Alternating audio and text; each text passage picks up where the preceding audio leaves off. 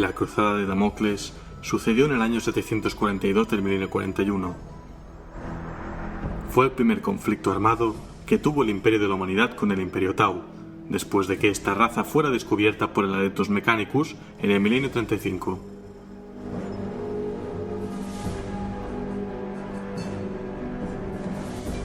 La cruzada de Damocles fue una acción militar típica de esa época, anterior a las invasiones tiránidas.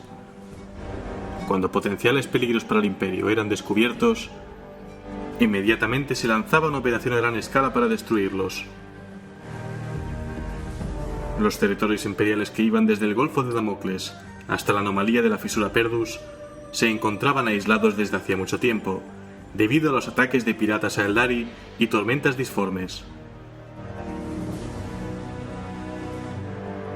Pero hasta que el Imperio no inició operaciones para retomar la zona, la Inquisición no pudo descubrir que la raza alienígena de los Tau mantenía alianzas con facciones imperiales disidentes, por lo que se convocó formalmente a las fuerzas del Imperio a una cruzada para destruir a la amenaza alienígena.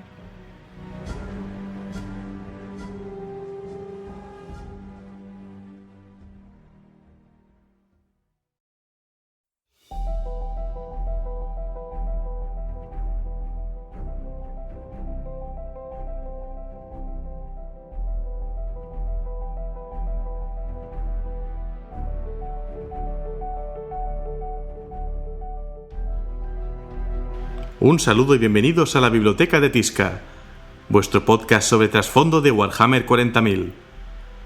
Os está hablando Helios, y en este programa número 38 voy a hablaros todavía más sobre el Imperio Tau. Como ya sabéis, este programa puede escucharse en Spreaker Radio, en iTunes y en iVoox, vuestro kiosco de podcast online. Y además, como siempre, también tengo las redes sociales. Facebook.com/la biblioteca de Tisca, en Twitter el usuario @bibliotecatisca, y en Google Plus, en YouTube y en Steam podéis encontrar las comunidades llamadas la Biblioteca de Tisca. Antes que nada quiero pedir perdón a los oyentes porque ya sabéis que he estado 2 semanas un poco desaparecido en lugar de traeros vuestra ración mínimamente semanal, ¿no? Esto se debe a que he estado viajando un poco y también he ido sinceramente bastante atareado con el trabajo. He estado por Barcelona, he estado unos días en Alicante y bueno, la verdad es que tengo muy poco tiempo libre porque tiempo libre realmente no es que tenga poco, lo que pasa es que tengo quizá demasiadas aficiones, que ese es otro tema, ¿no? Pero bueno, la hoja de ruta es retomar el ritmo. Trataré de esta próxima semana hacer 2 programas en lugar de 1 para volver a estar un poco al día. Y bueno, hoy voy a hablaros sobre un conflicto en el que los imperios de la humanidad y de los Tau colisionaron por primera vez, la cruzada de Damocles en el milenio 41. Creo que va a gustar especialmente a la gente que le gustó quizá los relatos sobre la Armada Imperial en las Cruzadas Negras. Y bueno, también voy a introducir un personaje que mucha gente me ha pedido, y no es para menos. Tras narrar brevemente la campaña de la cruzada del Golfo de Damocles, os hablaré acerca del comandante Oshoba, apodado Farsight, y de cómo fue un personaje clave durante esta campaña, si la seguimos desde el punto de vista del Imperio Tau, que de esto es de lo que va todo, ¿no? Así que vamos allá.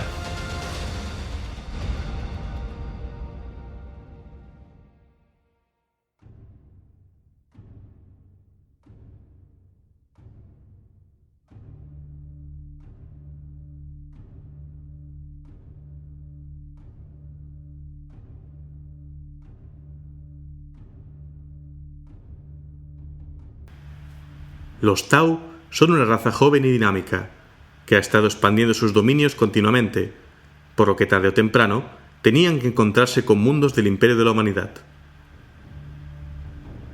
Las instituciones imperiales, sobre todo la Inquisición, tenían conocimiento de la existencia de esta raza. Habían sucedido conflictos menores entre naves de ambos imperios, pero nada que desencadenara un conflicto armado con grandes proporciones. En el año 742 estaba a punto de ser lanzada una nueva cruzada imperial, esta vez en el sector Lizesh. Sin embargo, en el Golfo de Damocles se descubrió que facciones separatistas se estaban aliando con los Tau. Alianzas descubiertas por el gran número de mercancías y artefactos alienígenas que aparecieron en los sistemas cercanos. una investigación más profunda por parte de la Inquisición reveló la existencia de actividad Tau en dichos sistemas. Los alienígenas se internaban con impunidad en el territorio imperial, y el peligro de contaminación era muy alto, por lo que el cardenal Esau Garney, de Brimlock, convocó oficialmente una cruzada imperial para purgar esta nueva amenaza.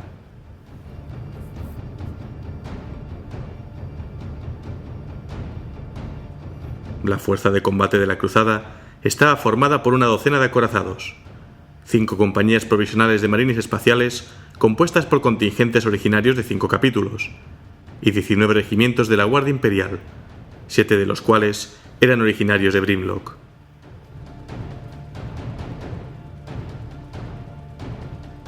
El primer objetivo fue recuperar los mundos del subsector Timbra, donde los colonos habían coexistido con los alienígenas. Los contingentes de la cruzada avanzaron sin problemas y restauraron el gobierno imperial en las colonias de Garrus y Keist.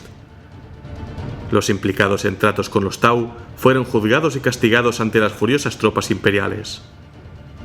Una vez asegurado el subsector, la cruzada avanzó de nuevo, esta vez para enfrentarse por primera vez a los Tau en el deshabitado sistema Hydas.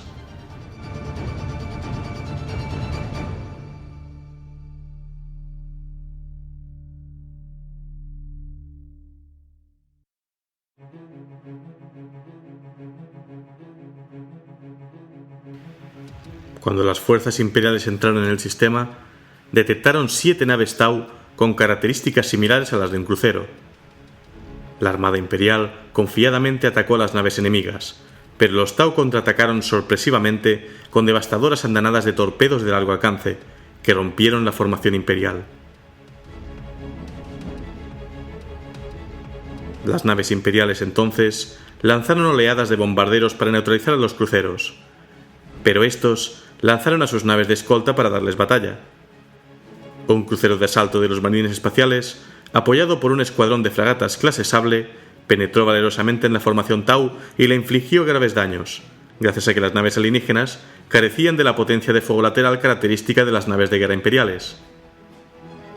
La batalla se tornó a favor de los contingentes de la cruzada, y los Tau emprendieron una huida frenética mientras enviaban más y más naves de escolta para cubrir su retirada. La Armada Imperial había ganado su primera batalla contra los Tau. Pero la cruzada continuó hacia el sistema Sayelkel, donde la flota se encontró con un mundo agrícola aparentemente fértil, de una población aproximada de 7 millones de habitantes. Este estaba defendido por una estación orbital, patrullas de defensa planetaria y los supervivientes de la flota Tau que había sido derrotada en el sistema Hydas. El capitán Ruman, del capítulo Astartes de los Manos de Hierro, asumió el mando general del asalto planetario. La flota de la cruzada se lanzó contra la estación espacial, bombardeándola mientras avanzaba.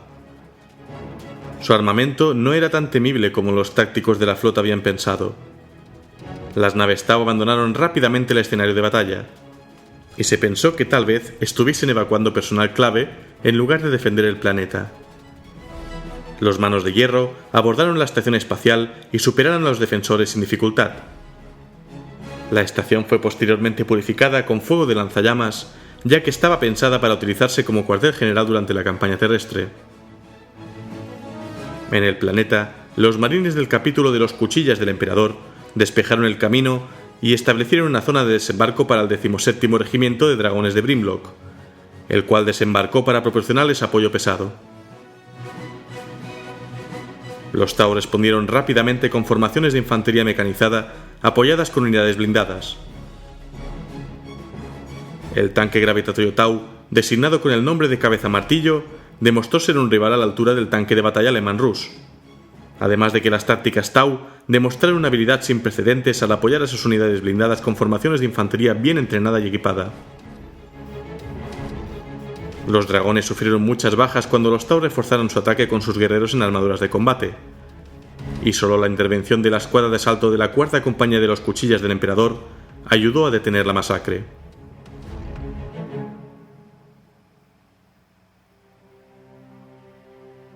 Las tropas imperiales avanzaron hacia los centros de población de Sayelkel, mientras que los Tau evacuaron a los trabajadores y desmantelaron toda la tecnología avanzada para evitar que cayera en manos del enemigo. Para cuando el 9º regimiento de fusileros de Grimlock aterrizó, la resistencia de los alienígenas se desplomó, lo que permitió a las tropas cruzadas capturar sus objetivos rápidamente. Después de la victoria, el planeta fue debidamente purificado.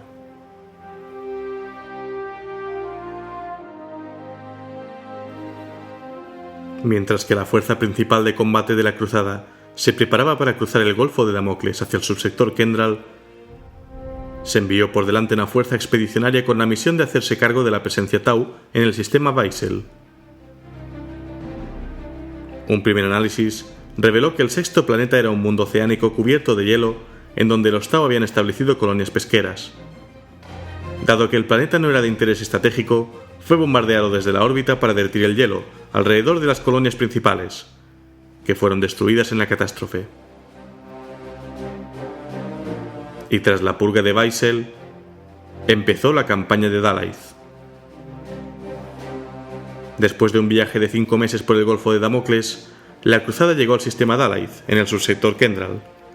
El planeta más exterior, llamado Prayen, estaba protegido por una estación espacial que servía como primera línea de defensa del sistema.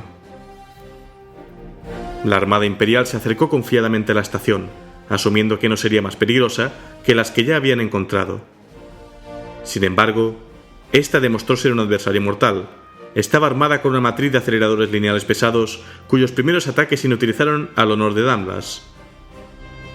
La flota fue obligada a romper su formación cuando 11 naves Tau emergieron desde detrás del planeta. Las naves de escolta de la Armada Imperial atacaron la estación orbital mientras la flota de batalla principal se enfrentaba a las naves Tau. La flota enemiga concentró sus ataques de torpedos contra el crucero ligero clase Intrépido Regente de Lakshinbai, el cual sobrevivió soberbiamente hasta que un impacto afortunado causó un enorme colapso en la superestructura del casco, lo cual provocó una sobrecarga en los motores de plasma, destruyendo la nave junto con todos sus tripulantes. Aunque la flota llegó dispersa, las naves imperiales fueron ganando ventaja gradualmente, aunque en esta ocasión los Tau presentaron batalla a pesar de sufrir terribles pérdidas. Las naves de escolta también sufrieron graves daños combatiendo con la estación orbital. En el momento en que se encontraban en combate a corta distancia, la última pieza de la trampa Tau entró en acción. Surgiendo de la nada, una esfera de guerra Kroot se dirigió directamente a por los transportes imperiales. La flotilla de transporte tuvo que dispersarse, pero aunque el impresionante tamaño de la nave Kroot sugería que era capaz de destruir la cruzada, la nave era lenta y sus armas de corto alcance. El almirante Jalak hizo que su nave insignia, el acorazado clase Retribución Espada de Aflicción, viajara dejando que el resto de la flota acabase con las naves de guerra Tau. Su intención era la de reforzar a las naves de escolta cuando llegase la esfera de guerra. La nave aceleró a su máxima potencia, adelantándose a la lenta esfera y cruzándose en su camino. La potencia de fuego de la Espada de Aflicción fue devastadora para la nave Kroot, la cual fue destrozada sistemáticamente bajo la furia de la nave imperial.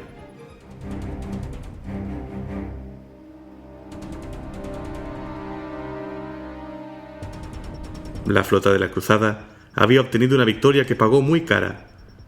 Aunque las naves Tau, la esfera de guerra y la estación espacial habían sido destruidas, la flota perdió 4 naves de línea y 14 naves de escolta. La emboscada organizada por los Tau estuvo a un paso de tener éxito, lo que creó un renovado respeto por las alienígenas entre los oficiales, y también entre los marineros de la Armada Imperial.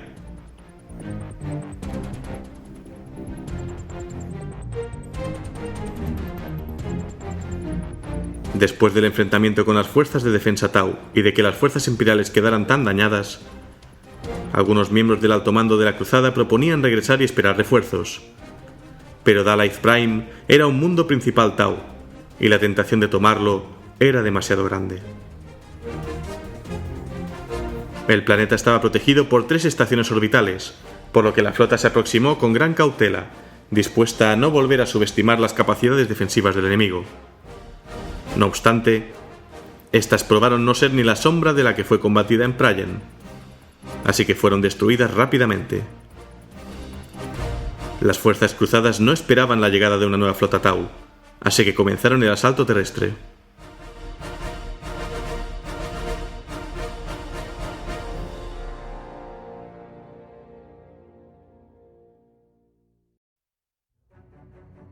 El objetivo del desembarco fue una franja costera oriental del continente más grande. Estaba protegida al norte por montañas y al este por el mar, y un corto avance hacia el suroeste colocó a la fuerza invasora frente a una serie de distritos urbanos que se extendían a lo largo de la costa. El desembarco fue respondido rápidamente por un gran número de aeronaves Tau, pero el despliegue fue todo un éxito. La fuerza completa de la cruzada desembarcó y comenzó la invasión. Aprovechando la excelente red de carreteras con las que contaban sus enemigos, las fuerzas imperiales avanzaron sobre la ciudad de Helbrin antes de que se hubiera podido formar una línea defensiva. Las fuerzas de la cruzada avanzaron imparablemente hacia la ciudad con titanes y formaciones blindadas como punta de lanza. No obstante, los Tau los recibieron con una andanada de disparos de misiles desde las colinas y bosques, lo que comenzó a causar una gran cantidad de bajas en las líneas imperiales. Se tuvieron que asignar unidades especiales para acabar con los artilleros Tau, pero estas, a su vez, eran emboscadas por unidades Tau equipadas con retroreactores y pantallas de camuflaje. El ataque cruzado fue perdiendo coherencia y rompiéndose hasta formar 3 puntas de lanza al frente de la fuerza principal. Una de ellas estaba compuesta por los titanes de la Legio Thanataris, que fueron contrarrestados por los destructores Móbula, las naves de escolta de los cruceros Tau. La segunda punta de lanza estaba compuesta predominantemente por miembros de infantería ligera veterana del regimiento de rifles de Rakarsan, cuyo inteligente uso de la cobertura los había mantenido fuera de peligro hasta el momento, pero que ahora fueron detenidos por una hueste de guerreros Krut que los acechaban desde los tejados y del interior de los edificios. Finalmente, la tercera punta de lanza consistía en un destacamento de marines espaciales, formados por hermanos de batalla de los capítulos de los Manos de Hierro, los Cuchillas del Emperador, los Cicatrices Blancas y los Ultramarines. Estos fueron contraatacados con las mejores tropas de los Tau, sus tropas de apoyo pesado. Los ataques perfectamente sincronizados de los Tau detuvieron el avance imperial y el frente de batalla se estancó a lo largo de la orilla de un ancho río a unos 35 kilómetros al norte de Helbrin. Cuando las fuerzas imperiales al mando del general Wendell Ghosh vieron que su avance había sido frenado, tuvieron que atrincherarse para evitar lo peor de la potencia de fuego enemiga. Los Tau comenzaron una campaña de operaciones de guerrilla nocturna, ya que poseían un equipo superior al de la Guardia Imperial en estas circunstancias. Se movían hasta situarse al máximo de las posiciones defensivas imperiales y abrían fuego para después retirarse al amanecer. Los Tau comenzaron a causar un gran número de bajas mientras mantenían a los soldados imperiales acosados durante la noche. Se envió a patrullas de marines espaciales para contrarrestar los ataques Tau, pero aún así las bajas continuaron aumentando. A esto se le sumaba la creciente preocupación de la posible llegada de otra flota de guerra enemiga, ya que la flota de la cruzada estaba seriamente dañada y apenas podía proteger a las naves de transporte. Desde que el ataque se había estancado, cada día llegaban más guerreros Tau al frente. El general Ghosh concluyó que la cruzada había ido a parar a un mundo principal de los Tau, y que los recursos con los que contaba el ejército imperial eran insuficientes para tomarlo. Se les había prometido refuerzos al inicio de la campaña, pero hasta el momento no había llegado ninguno. El inquisidor Grant estaba decidido a iniciar una evacuación seguida por un exterminatus, ya que, según su opinión, los Tau eran claramente demasiado peligrosos como para seguir permitiendo su existencia. No obstante, el ejército había encontrado en ellos a un adversario honorable, y algunos miembros del alto mando presentaron una fuerte oposición a una acción tan extrema. Mientras el Consejo de Guerra se encontraba paralizado, el general Ghosh actuó. Desplegó una formación de titanes junto a los regimientos de Brimlock e intentó atravesar la línea del río por el flanco derecho para acorralar a los Tau contra el mar. Como preparativo, Su artillería bombardeó otros sectores y los cazas de la Armada Imperial iniciaron una ofensiva contra las bases de aviación Tau. Una operación costosa, pero que mantuvo a las aeronaves Tau lejos del frente. La fuerza de asalto imperial capturó su objetivo primario en pocas horas, un pueblo que tenía un puente sobre el río, y lo hizo totalmente por sorpresa. A medida que proseguía el asalto, tuvo que enfrentarse a las ultramóviles unidades Tau, desplegadas por los ubicuos destructores Móbula. Durante el resto del día se libró una batalla por los suburbios de Dalaith, que terminó con el Imperio a apenas 9 kilómetros de encerrar en una trampa a decenas de miles de Tau. Al caer la noche, las tropas alienígenas abandonaron el combate y se replegaron a otra línea defensiva más allá de Helbrin. Por la mañana, los Tau se habían ido, y aunque la ciudad seguía infestada de Krut, el espaciopuerto de las afueras fue rápidamente capturado. El espaciopuerto, junto con la distancia a la que los Tau se habían retirado, suponía una excelente oportunidad para la evacuación que el general Gosh no dejó pasar.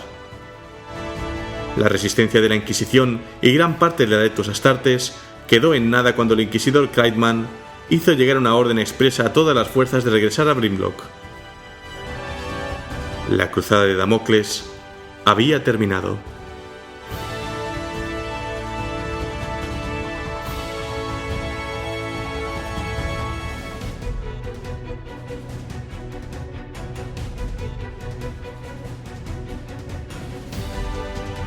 La cruzada de Damocles le enseñó a las fuerzas del Imperio a respetar las habilidades militares de los Tau, mientras que estos descubrieron que la galaxia no iba a ser tan fácil de reclamar para su causa. Las tropas imperiales se retiraron urgentemente ante el avistamiento de la flota enjambre Behemoth y el inicio de la Primera Guerra Tiránida. El Imperio y los Tau celebraron varias negociaciones de paz que tardaron un buen tiempo en ser aprobadas, dado el brutal conflicto que se había llevado a cabo. En su precipitada retirada de los dominios del Imperio Tau, las fuerzas imperiales dejaron detrás un gran número de soldados que después, bajo las opciones de rendirse o morir, se unieron a los Tau para seguir su filosofía del bien supremo. Estos y sus descendientes son conocidos como Webesa en lengua Tau, que significa humanos ayudantes, y son vistos con frecuencia en los mundos limítrofes Tau. Aunque la mayoría son descendientes de los hombres que pelearon en la cruzada, otros son renegados, criminales, separatistas y parias que se han entregado por su propia cuenta o que vivían en los mundos arrebatados al Imperio por los Tau. Por esta razón, son vistos como traidores y cualquier soldado de la Guardia Imperial es motivado a eliminar de la galaxia al mayor número de estos hombres. Y con la retirada del Imperio para enfrentarse a la flota Behemoth, vamos a ver la perspectiva de los Tau.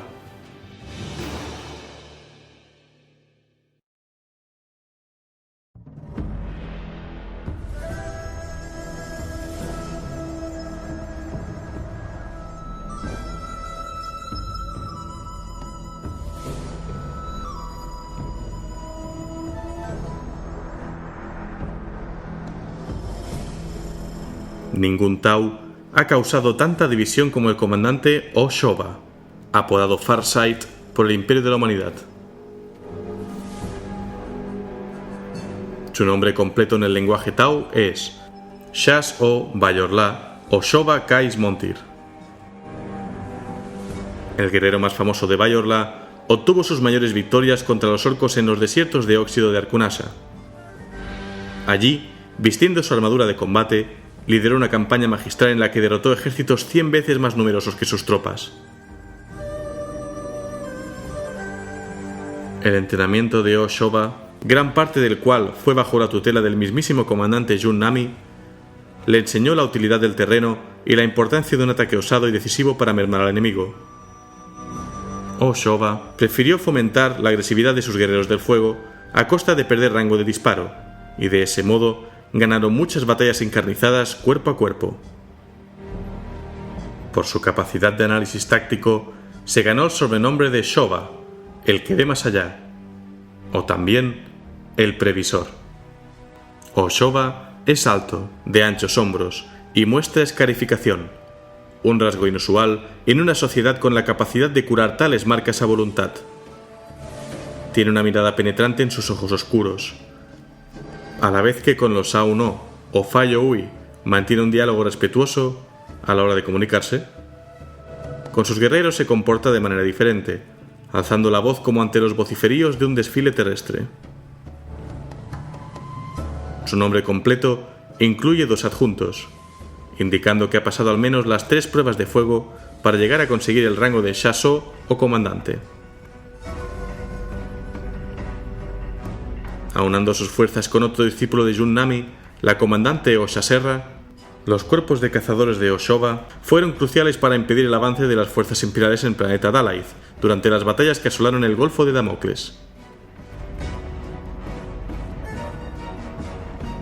Su estilo de ataque desconcertó a los humanos, que no sabían de dónde vendría el siguiente golpe. Aunque resultó victorioso en su empresa de expulsar a las fuerzas del Imperio de la Faz de Dalaith, los Tau se enfrentaban a una época de gran desconcierto. Antaño tan seguros de la superioridad de su causa y de sus habilidades, habían sido barridos de docenas de mundos recién colonizados, y hasta fueron atacados en uno de sus planetas natales. Los etéreos denominaron este periodo como el Nont-Ka, o tiempo de incertidumbre. Conscientes de que algunos comenzaban a dudar de su mensaje de supremacía, los etéreos buscaron un nuevo héroe que avivase el espíritu expansionista y que restaurase el destino legítimo de los Tau, el triunfo definitivo del Tau-Ba, o bien supremo. Así que tras la victoria de Dalaith, el Consejo de Etéreos ordenó grandes operaciones militares para reconquistar las colonias recién perdidas. Se consideró a muchos comandantes de éxito para encabezar la fuerza, pero la hoja de servicio impecable de Oshoba y su don para obtener victorias dramáticas le valieron en una ceremonia de reconocimiento por parte del Alto Consejo de Etéreos. La Casta del Agua invirtió todo su esfuerzo propagandístico en la coalición del comandante Oshoba.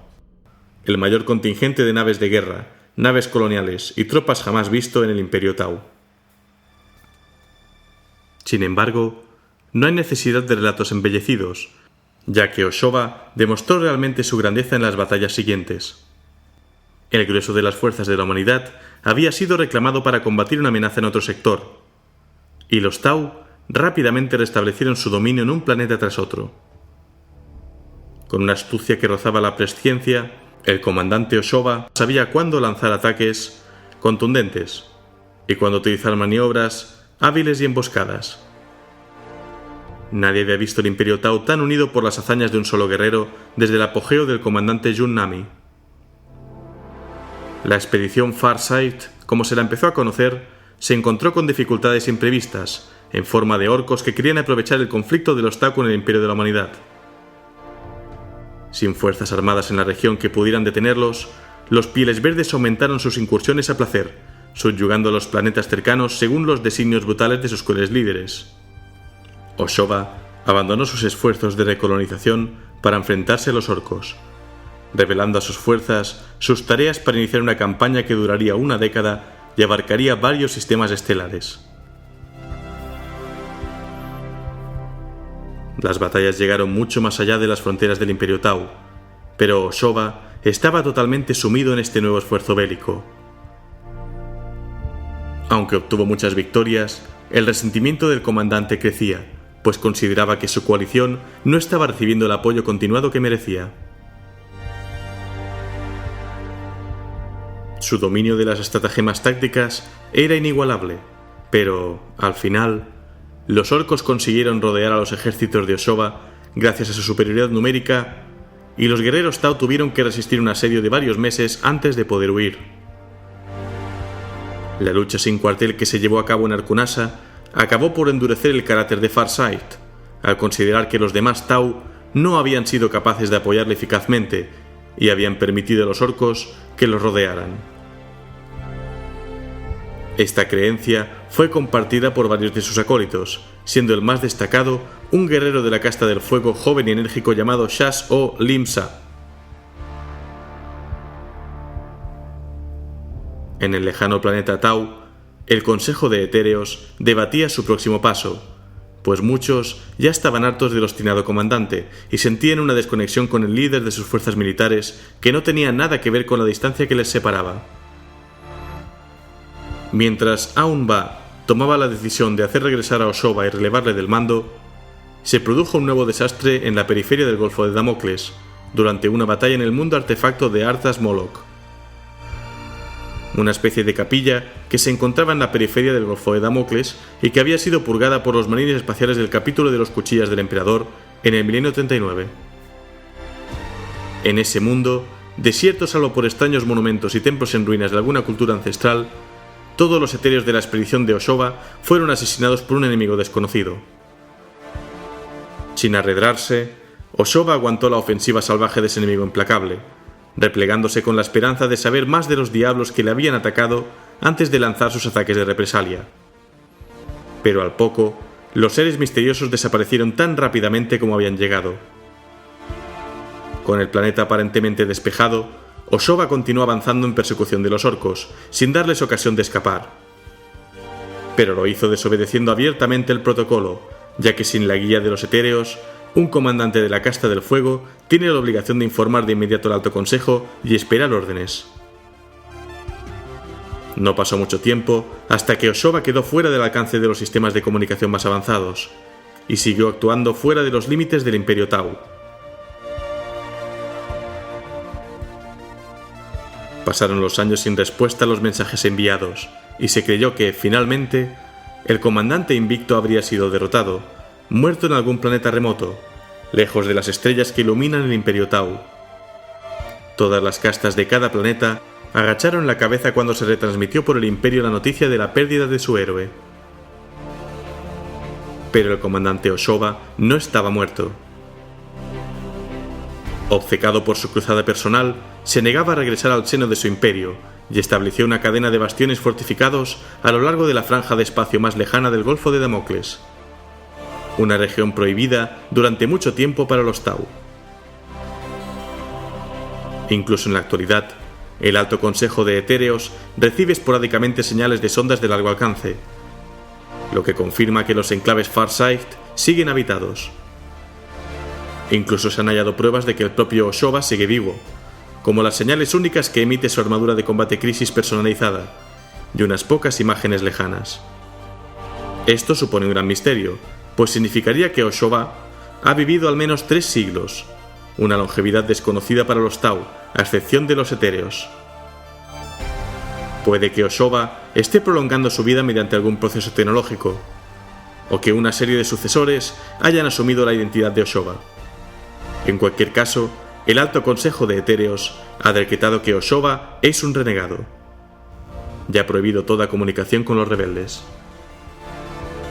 Actualmente, se cree que su longevidad viene dada por su espada, el Filo del Alba, que recogió en una de sus cruzadas. Se cree que es una espada demonio que absorbe la energía vital de sus enemigos y la traspasa a Oshoba, convirtiéndole en prácticamente inmortal.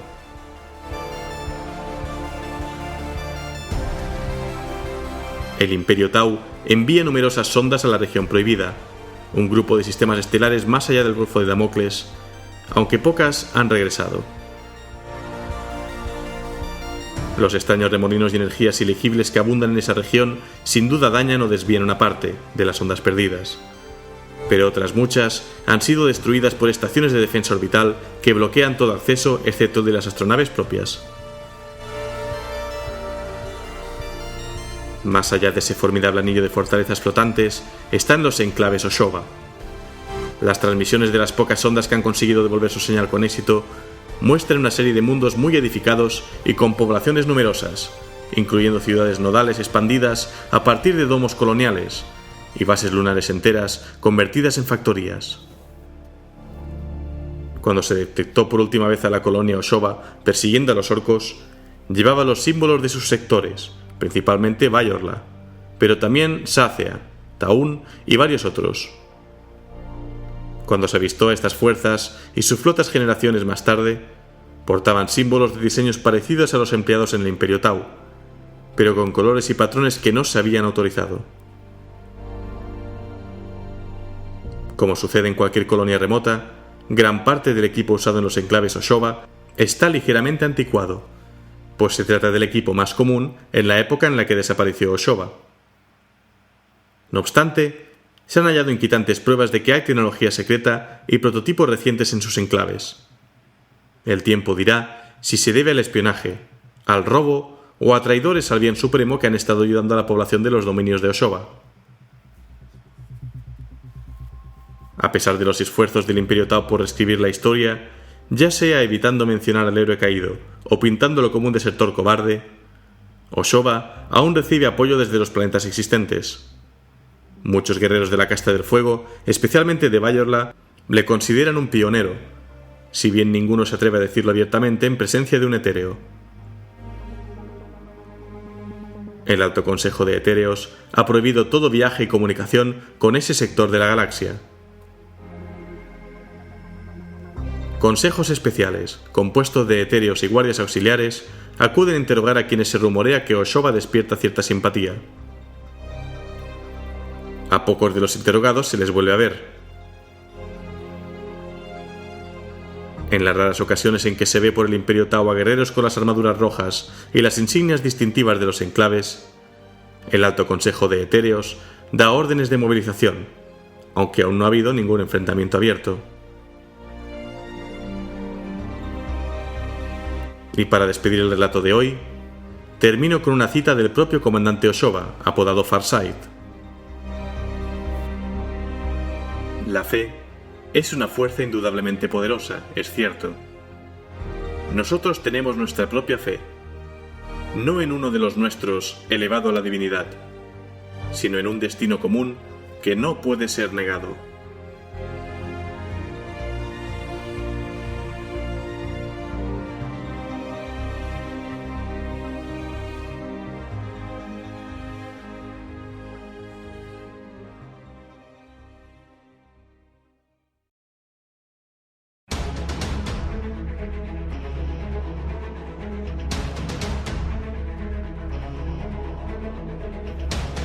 Bueno, pues hasta aquí el relato de hoy sobre la cruzada de Damocles y esta introducción a lo que sería un poco el personaje del comandante Farsight.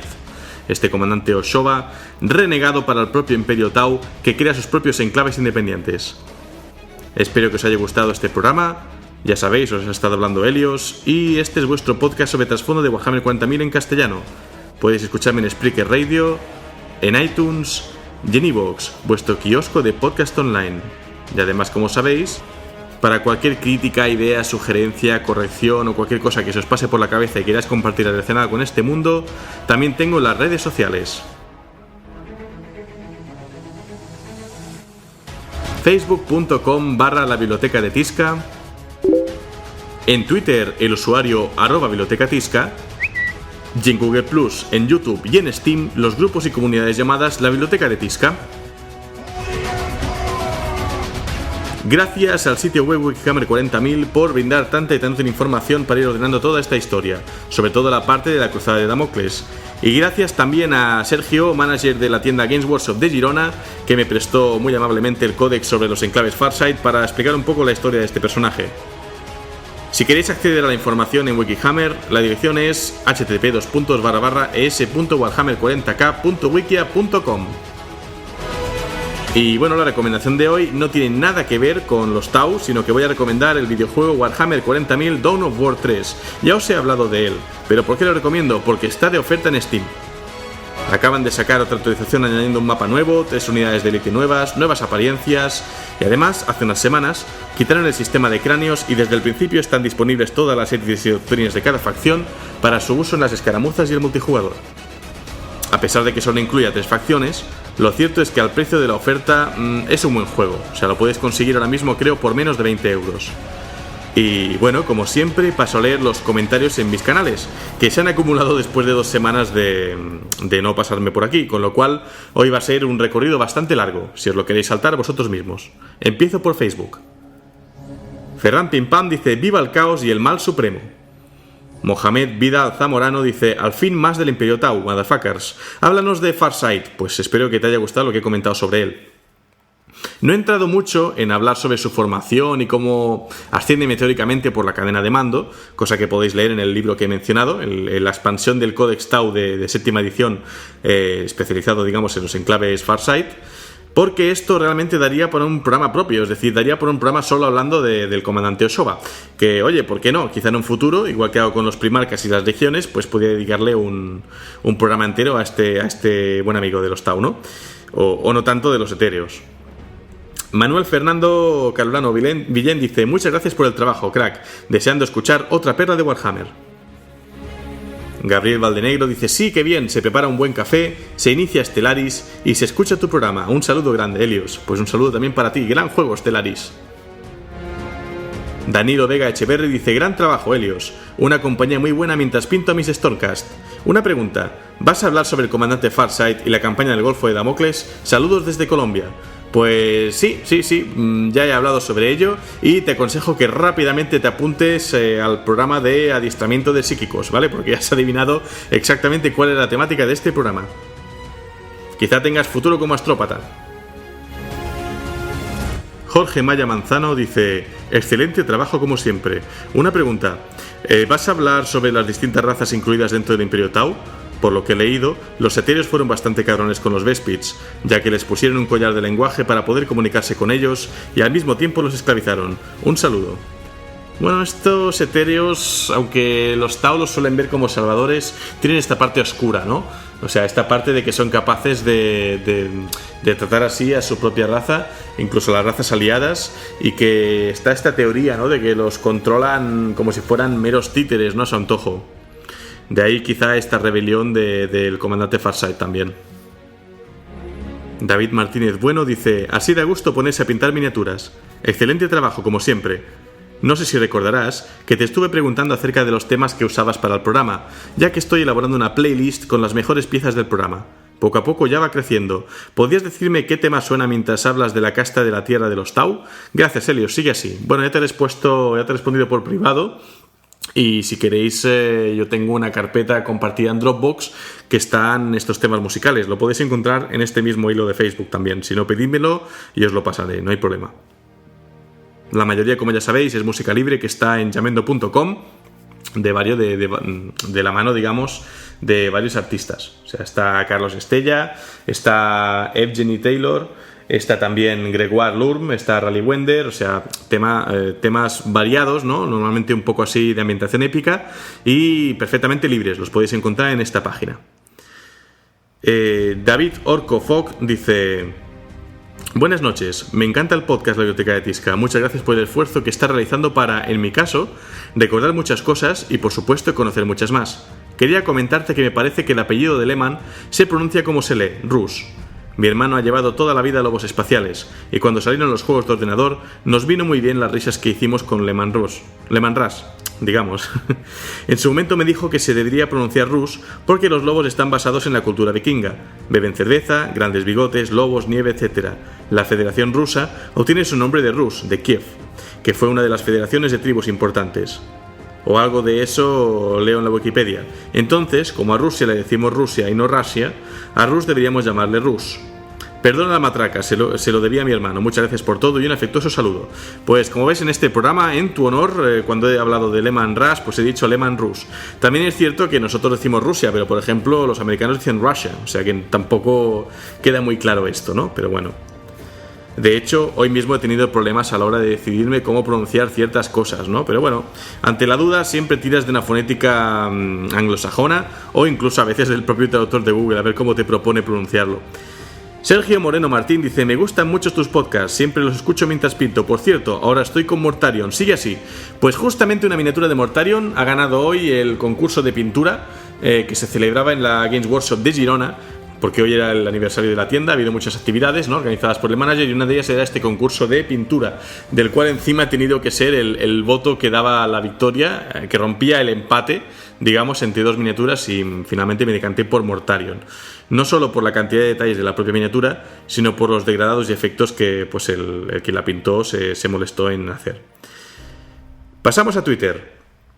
Orso Bruno dice: así no conseguiré más que aumente mi troop. Dice después de haber escuchado el programa de los arlequines. Fascinante facción, desde luego. Yo estoy también en proceso de ampliación. Esta semana pasada conseguí el solitario, así que ya tengo prácticamente todos los personajes, ¿no? El Trumpmaster, el Jester, el solitario, la vidente, digamos.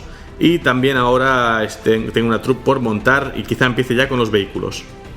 Isaías EB dice: quiero felicitarte por el gran trabajo que estás haciendo. Estoy dándome un maratón del podcast mientras preparo mi mudanza. Pues ánimos con eso. Pasamos a YouTube. Daniel Jiménez Lázaro dice: ole, más tau. Roberto López dice: bueno, sencillamente decir que estás haciendo un trabajo soberbio.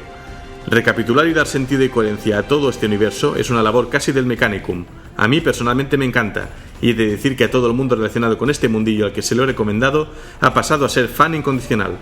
Yo personalmente no juego ni pinto, solo leo las novelas y sencillamente me entusiasman los relatos. Espero con ansias los podcasts de otras legiones como los Ultramarines y los Puños Imperiales. Mil gracias y por el emperador. Pues todo a su tiempo, todo llegará. Miguel Sánchez dice: oyendo el podcast de la Legión Alfa, empecé a pensar que parecía la vida de Brian y que hay cosas que se pueden desarrollar como: hermanos, no debemos luchar entre nosotros, debemos luchar contra el enemigo común. ¿El Frente Popular de Judea? No, los imperiales. Ah, bueno. Es evidente que debían salir cosas como así. Bueno, la verdad es que es una analogía como mínimo muy cómica. Grandes estos Monty Python, con su clásico La vida de Brian. Dan Alfa dice: ya es hora que el buen narrador de la biblioteca de Tisca cambie su tráquea enferma por una prótesis cibernética para evitar los males de la carne, como todo buen candidato a la alabanza del Adeptus Mechanicus. Esto sin duda hace referencia a que estuve un poco tomado de la voz en mi anterior programa. Con el relato anterior y como dije, el Imperio Tau es muy curioso. Casi me atrevería a decir que son una raza controlada. Lo digo por la casta de los etéreos y su manera de llevar al resto de su raza según sus metas. El relato de cómo terminan las guerras y conflictos es bastante intrigante. Casi me hace pensar que Slaanesh o Tzeentch están envueltos en esto, por la forma que de un día a otro son una raza prácticamente condenada a un exterminatus, ¿no digamos? Y de ahí pasan a un vasto imperio tecnológicamente superior. Bueno, la magia de las tormentas disformes, ¿no? Que el tiempo no pasa igual para todos. Algo que se está viendo a escala galáctica ahora mismo, ¿no? Después de que apareciera la Cicatrix Maledictum. Newt Calu dice: maravilla de podcast, como siempre, ya deseando escuchar el siguiente. Pues aquí lo tienes. Loli Nazi Voladora, es uno de los nicks que más me rompe, ¿no? Cuando leo los comentarios. Dice: curiosidad en Dawn of War Soulstorm. La santa de las hermanas de batalla tiene clase o clasificación de demonio. ¿Un error o algo más? Pues puede que no sea un error, porque si recordáis, bueno, no lo he explicado, pero si conocéis lo que ocurre durante el Gathering Storm, ¿no? La primera de estas tres partes, la que habla de la caída de Cadia, podemos ver cómo hay un momento en que pues se activa uno de los pilones estos de Cadia. Y de repente Angron pierde sus marcas del caos, todo el mundo pierde su poder disforme y vemos como incluso la santa, digamos, pierde sus poderes, con lo cual estos poderes que se santifican tanto de las santas también provienen de la disformidad, con lo cual podrían considerarse que las santas no dejan de ser demonios del imperio. Arturus Magnus dice: únete al bien supremo. Tenemos armas de plasma que no explotan, mechas de todos los tamaños y plan dental. Y si no te nos unes, te pegamos un tiro, pero no te lo tomes a mal, por favor. Sí, esta es un poco la filosofía de los Tau, ¿no? Que no son tan racistas como el Imperio, pero sí que son igual de radicales. Juan Ramos, después de escuchar un programa sobre los orcos, dice: los chicos, nos gustas. Sigue creando más. Pues sí, habrá material, tranquilos. Manuel Lozano dice: primer programa que escucho y ya estoy enganchado. Si algo deseo es perderme en este vasto universo de Warhammer 40.000. Seré un neófito, aunque veterano curtido de fantasy. Pero con el tiempo y pasión por la buena literatura, seré todo un dichoso erudito. Gracias, este es el tipo de fuentes de información que se aprecian, aunque solo le tengo miedo a los spoilers. No sufras por eso, o sea, realmente incluso los libros, especialmente si te lees los de la herejía, prácticamente te destripan ya todo en la contracubierta. La gracia es cómo se llega ahí, los diálogos y las batallas. Hispanorum Rex dice: deberían de hacer una película, el trasfondo es brutal, pero bien hecha, con mucho dinero, tipo Avatar. Se refiere a estaba en este caso escuchando el primer podcast sobre la herejía de Horus. Y por último, Tenshinhan Tres Ojos dice: falta Malal, el dios del caos, que es de los otros dioses del caos. Yo juraría que lo mencioné en el capítulo de los marines espaciales o en el de los dioses del caos. Y creo que mencioné también que se dice a veces que los marines espaciales del caos, corregidme si me equivoco, llevan púas en la armadura también en homenaje a este dios. Pasamos a Evox. Winston Smith dice: de entre los herejes clanes clandestinos de la Forja de Marte, saludamos a aquel que lleva la palabra del verdadero dios máquina. Saludos desde este lado del charco. Pues un saludo para ti, Winston. Jack dice: querido amigo, por cuarta vez he bajado este gran post completo. Si bien llevo tiempo sin escribir, debo decir que sigue siendo un gran programa. Sigue así, amigo, un fuerte abrazo y que viva el emperador. Mangurian dice: eres un máquina, tío, quiero un hijo tuyo. Pues es un poco contraproducente, así que lo vamos a dejar ahí, porque a lo mejor sale un horror rosa de Cencho o a saber qué sale de esto. En mi caso, Newt dice: genial, no hace ni 3 días que conocí el podcast y ya casi me los he escuchado todos. ¡Qué gran trabajo! Sigue así, crack. Y ya sabes, como te dije, 1000 hijos, un saludo. Sí, vendrán los 1000 hijos, tranquilos, es la próxima Legión del Caos de la cual voy a hablar. Y más pronto de lo que pensáis. Va a ser lo siguiente después de acabar con los Tau. Bernard dice: fenomenal programa. Jorge Bermejo dice: wow, ¿cómo te lo curas, Helios? Me encanta cómo lo desarrollas todo. Bueno, en realidad yo solo lo explico, o sea, quien lo desarrolla es la propia Games Workshop, la gente que traduce estas cosas en Wikihammer y los propios códex, libros, novelas, etc. Amadora Chalurita dice: genial podcast, resulta fascinante esta raza. ¿Cómo pueden ser tan diversos solo una raza de un planeta, capaces de tanto avance y a la vez tan devotos? Sigue así con estas podcasts. Epónimo dice: a ver si algún día hablas de bicherío diverso, como los Hrat, los Loxat o los Yokairo. Te daría para un programa muy guapo, un saludo. Pues sí, mencioné alguno de ellos, creo, en el programa de los ancestrales, la verdad es que daría tema. Aunque es un tema muy marginal en la galaxia, es decir, son cosas que están ahí, son curiosas, pero tampoco es que influyan mucho en el ir y venir de esta historia.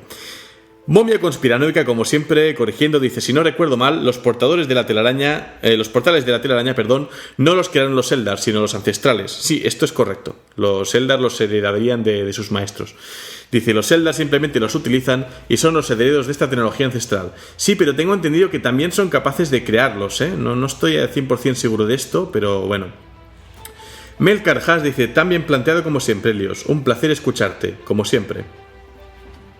Tómate una por mí, dice: hola, Helios. Hace un par de semanas que conozco tu gran trabajo. Te escucho en Cashbox para ir y volver del trabajo. Llevo más de 10 años metido en el mundo de Warhammer 40.000 y desde que me recomendaron tus audios estoy más metido que nunca en este universo. No he podido dejar de recomendarte y ya he enganchado a otro adepto. Un saludo al vikingo. Imagino que tendrás 1000 ideas para seguir haciendo audios. Aquí te dejo un par de ellas que más que seguro ya has pensado. Hablar sobre personajes en su historia: Yarrick, Straken, Loki, Corbulo, Gaunt, Lucius, Garro, Eldran. Sí, ya he hablado de alguno de ellos. De Yarrick, por ejemplo, ya lo he mencionado. Y muy de Raskis creo que también he hablado de Garro y de Gaunt. Pero bueno, sí, podrían tener un programa propio cada uno casi. Hablar sobre vehículos y sus orígenes: qué es un Dreadnought, los señores espectrales, el espíritu máquina, los caballeros imperiales, para qué, cuándo, etcétera. También sobre los capítulos sucesores y los más importantes, los squads. Un placer escucharte, sigues mejorando en cada audio. Enhorabuena, máquina, el emperador provee.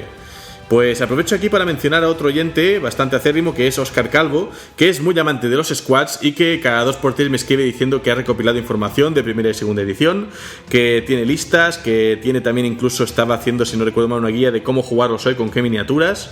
En fin, si se hace un programa sobre los squads, sin duda tendré que invitarlo para que colabore conmigo. Joseba dice: que la ira del emperador caiga sobre ti. Vaya, hombre, pues qué mal rollo, ¿no? Warhammer siempre ha sido una de mis aficiones, desde tiempos inmemoriales. Por tu culpa he vuelto a rebuscar entre mis antiguas cajas de Warhammer 40.000 y he encontrado mis marines espaciales. Todas unas joyitas en metal de finales de los 80. He retomado mi proyecto de hacerme un ejército de los Black Templars. Gracias por hacerme disfrutar de nuevo con el universo de Warhammer. Postdata: deberías llevarte una comisión de Games Workshop. Bueno, ya bastante es que me ayuden y que me apoyen como lo están haciendo. Aunque sea simplemente colegas y gente del centro de hobby que tengo por aquí. Jesús Bermejo Redondo dice: queridísimo Helios, hace mucho que no te comento, pero te escucho en todos y cada uno de los podcasts. Solo que no suelo comentar últimamente por los datos del móvil, que los llevo. Los llevo descargados y todo el rollo. Has llegado a mi raza favorita y me ha hecho muchísima ilusión el hecho de poder escucharte hablar de mis queridísimos Tau. Has hecho lo que yo no creía que pudieras hacer. Y es que, pese a pensar que sabía casi todo sobre ellos, me he encontrado algunas cosas que no conocía de ellos, y esto me ha hecho muchísima ilusión. Por otra parte, te pediría muy encarecidamente que por favor hablaras de los enclaves de Farsight en sí mismo, dado que en mi opinión es el personaje más interesante de todos los que tenemos. Y la batalla de Bayor-Los, o el planeta de pompas de los enclaves, son cosas increíbles. Creo que uno, después de saber de la rebelión de los enclaves, y de las movidas que descubre Farsight de los etéreos, de cómo les engañan y ocultan muchas cosas, entiende realmente toda la naturaleza del Imperio Tau. Te quería hacer unas anotaciones sin ser demasiado quisquilloso. La partícula we, presente en Webesa, por extraño que parezca, se le pronuncia la U. Esto es un error que cometí en el programa sobre las castas Tau, creo. Lo escuché en uno de los juegos de Warhammer. Como curiosidad, Webesa es un humano aliado al servicio de los Tau, pero sin embargo, un Webesa que se revela o simplemente un humano no amigable hacia el glorioso Tau Va es llamado Gwela, de manera ofensiva. Muchas gracias por tu paciencia y tu labor, Helios, eres increíble. Y ya casi terminando, Nicolás dice: tu podcast se ha convertido en un imprescindible de mis momentos de pintura. Sigue así, espero ya con impaciencia el tercer programa sobre los Tau. Y por último, terminando esta ristra enorme de comentarios, Francisco Ángel Bellomir dice: Helios, ¿qué pasa, tío? Nos tires con el mono. Ánimo y buen trabajo. ¿Cuántas veces he oído ya el programa de la batalla del Palacio Imperial? Gracias. Pues gracias a todos vosotros por pasaros, por apoyarme, por comentar. Un saludo también al Vikingo, este nuevo adepto que ha, digamos, enganchado al podcast el Tómate una por mí. Y bueno, recuerdo que tengo también montado una excursión, un WAG, que digo yo, a Warhammer World, seguramente el año que viene. Tenemos 7 asistentes por ahora que se han apuntado. Por favor, si os interesa el evento, aún no tiene fecha, ¿vale? Ni sabemos cómo lo vamos a hacer exactamente. Pero simplemente, si os interesase el año que viene visitar Warhammer World, comentádmelo, dejadme vuestro nick, os apunto en la lista y cuando seamos un grupillo empezaremos a mirarlo, ¿vale? Menciono también que he montado en el grupo de Steam, podéis buscar en el grupo de Steam la biblioteca de Tisca, que se están empezando a organizar torneos de Dawn of War Soulstorm y de Dawn of War 2 Retribution en Steam. Por ahora estamos 3 o 4 que estamos por ahí interesados. Puede que incluso usemos algún mod si a la gente le apetece y lo ven bien, pero la idea sería pues hacer emparejamientos guays, ¿no? Rollo torneo de las artes marciales de Dragon Ball, pero para poner a prueba pues esto, el dominio que tengamos del campo de batalla al mando de nuestra raza favorita. Saludo también a Games Workshop Girona de nuevo por su aniversario y a su manager Sergio por prestarme siempre material para enriquecer el programa. Así que sin más, con la saliva que me queda a esta hora de la madrugada, os dejo y hasta la próxima.